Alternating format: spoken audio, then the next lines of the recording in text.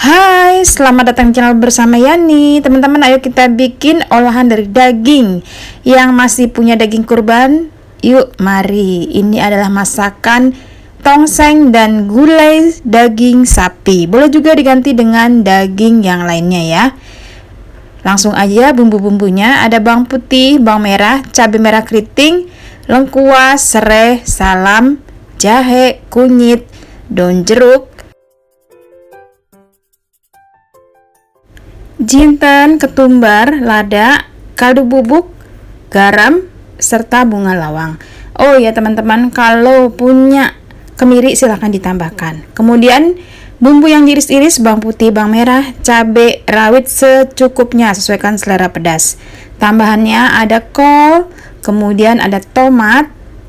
Boleh juga menggunakan tambahan daun bawang. Bawang putih, bawang merah, kemudian jahe, kunyit, lengkuas, cabai, semuanya disangrai supaya tidak berbau langu. Begitu juga masukkan jinten dan bunga lawang. Setelah layu dan aromanya dapat, selain bunga lawang, semua bahan dihaluskan. Ini ditumis sampai matang ya teman-teman. Kalau kurang minyaknya silahkan ditambah. Bumbunya harus benar-benar matang supaya aromanya tuh dapat dan tidak berbau mentah. Lalu masukkan serai yang sudah digeprek, daun jeruk dan daun salam. Ini saya ada 1 kg daging sapi ya teman-teman. Dicuci bersih, lalu masukkan ke dalam bumbunya nanti. Nah, ini campur tulang dan dagingnya. Diaduk-aduk sampai nanti si dagingnya berubah warna.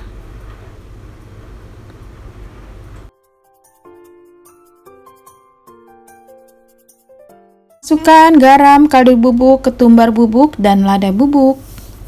Diaduk-aduk. Biarkan sampai dagingnya berubah warna.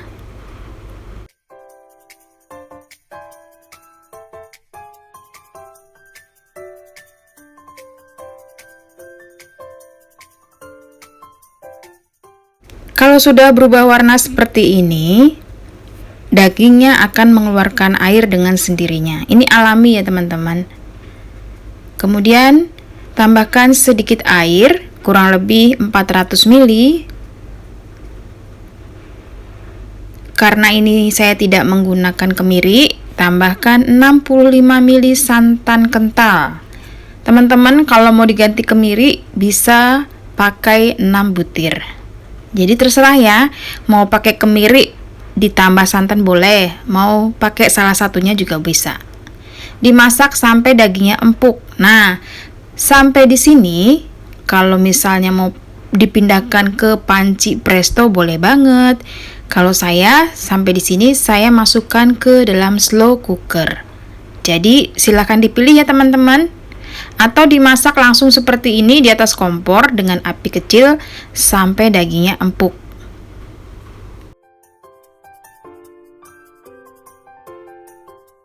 Ini penampakan dimasak pakai slow cooker. Dia mengeluarkan minyak banyak banget.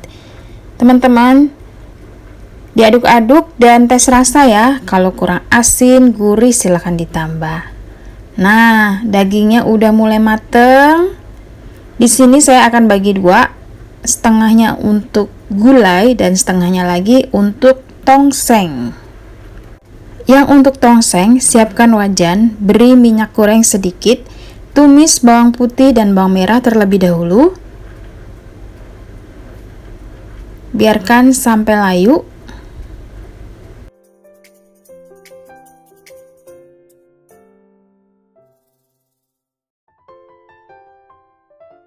Setelah layu, masukkan kol yang sudah diiris-iris. Ditumis sebentar sampai kolnya layu, lalu masukkan sebagian gulai daging sapi ini ke dalam wajan yang berisi kol dan tumisan bawang putih serta bawang merah. Banyaknya sesuaikan dengan selera ya teman-teman. Kemudian masukkan cabai rawit yang sudah diiris-iris, lalu tomat. Diaduk-aduk, tambahkan kecap secukupnya. Wow, ini enak banget. Jangan lupa tes rasa ya. Manis dari kecap, gurih, asin. Kalau misalnya kurang, silahkan ditambahkan.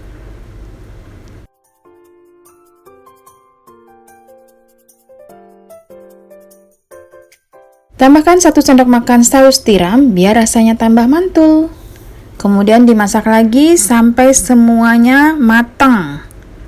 Wow, enak banget. Dari penampilannya udah top markotop. Betul markentul mantul. Teman-teman, ini layak dicoba ya. Sekarang kita sajikan gulanya terlebih dahulu.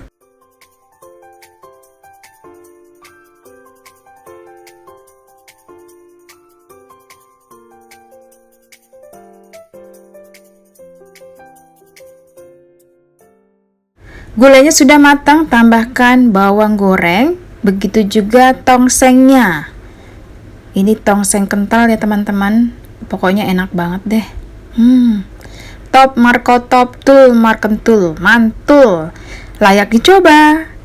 Kalau masih bingung mau masak daging kurban seperti apa, boleh masak ini. Silakan juga follow ke Instagram bersama Esteviani. Yang belum subscribe, monggo subscribe ya. Selamat mencoba.